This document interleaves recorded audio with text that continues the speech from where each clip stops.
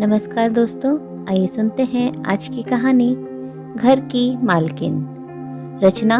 मेरे कमरे का एसी क्यों बंद किया कल रात को? कितनी बेचैनी हो रही थी।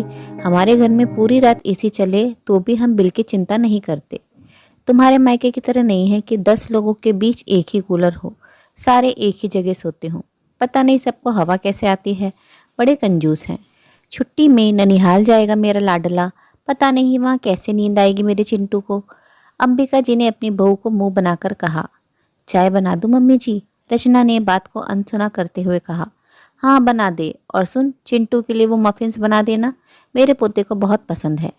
मम्मी जी, कल ही तो उसने चॉकलेट केक खाई है, फिर रोज की गंदी आदत हो जाएगी उसकी। अब अगले हफ्ते ही बनाऊंगी केक, रचना ने कहा। अंबिका जी ने नाराजगी से कहा। हो जाएगी तो क्या हमें किसी बात की कमी थोड़ी है? तुम अपने छोटे घर की बातें यहाँ मत किया करो। 8 साल हो गए शादी को, अभी भी यहाँ के तौर तरीके नहीं सीखे।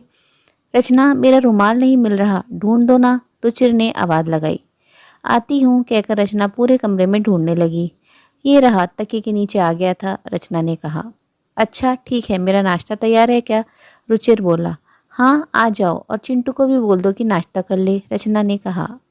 रचना ने नाश्ता परोसते हुए चिंटू से कहा। ये लो चिंटू, सैंडविच और केला, जल्दी से खा लो, नहीं तो पेंटिंग क्लास में लेट हो जाएगी। मुझे नहीं खाना, चिंटू ने प्लेट झटकाते हुए कहा। चिंटू, ये क्या तरीका है? रचना ने गुस्से से कहा। क्या हुआ? मेरे चिंटू को क्यों डांट रही हो? मेरे लाडले को क्या किया है इसने? अंबिका जी ने कहा। दादी, मम्मी ने कल मुझे डांटा और मेरे बैग से पैसे भी ले लिए, चिंटू ने रोते हुए कहा। अंबिका जी ने गुस्से से रचना को कहा। शर्म नहीं आई बच्चे के पैसे लेते हुए? क्या बिगाड़ लिया इसने तेरा जो डांटती है मेरे लाल को? ये सब ओछी हरकतें तुम्हारे मायके में चलती होंगी, यहाँ नहीं। पैसे दे देना चिंटू को वापस।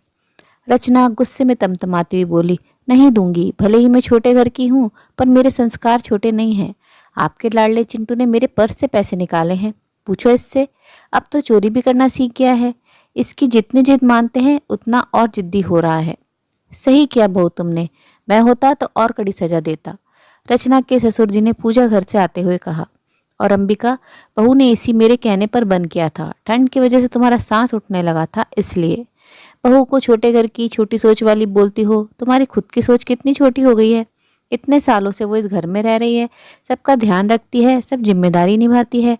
असल में तो वही मालकिन है इस घर की। आगे से ख्याल रखना अंबिका कि किसको क्या बोलना है। रचना की आंखें भर आई और सोचने लगी कि भले ही मैं छोटे घर से आई हूँ, पर मैंने अपने मन को, अपनी सोच को हमेशा बड़ा रखा है।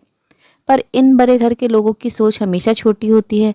वास्तव में छोटा कौन, ये समझ आना इनके लिए बहुत मुश्किल है। आप पैसे से संस्कार नहीं खरीद सकते हैं। सिर्फ झूठी शान के लिए बच्चों की अनावश्यक मांग पूरी करते जाना, और अगर माँ सही गलत समझाए तो बच्चों के सामने ही अपमानित करना बच्चों में गलत प्रैक्टिस का निर्माण करता है। उम्मीद है कहानी पसंद आई होगी। कहानी अच्छी लगी हो तो अपनी राय कमेंट बॉक्स में ज़रूर साझा करें, और अपने मित्रों और प्रियजनों के साथ भी शेयर जरूर करें।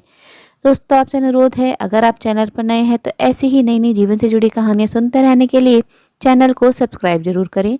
कहानी अंत तक सुनने के लिए आप सभी का दिल से बहुत बहुत शुक्रिया। तो फिर मिलते अगली कहानी में, तब तक के लिए आप लोग अपना ध्यान रखिए, खुश रहिए, ऐसी ही कहानियाँ सुनते रहिए।